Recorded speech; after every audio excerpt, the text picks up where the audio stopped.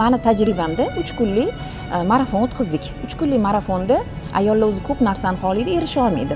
3 kunlik o'tkazdik, lekin juda ko'p ma'lumot bera olmadim, lekin qisqa texnikalar berdim.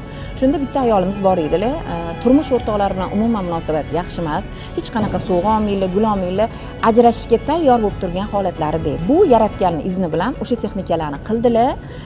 Darsimiz tugashi bilan turmush o'rtoqlari ularga 17 Pro telefonni sovg'a qildi. Hozirgi kunda avtomashina sovg'a qilishda shofyorlikka o'qiyaptilar. Albatta oson, hammasi oson. Faqat siz uning uchun to'g'ri yo'naltira olasangiz. Misol uchun hozir aytishingiz mumkin, YouTube'da, Instagram'da ma'lumotlar tiqilib yotibdi. Nega ular ishlamaydi?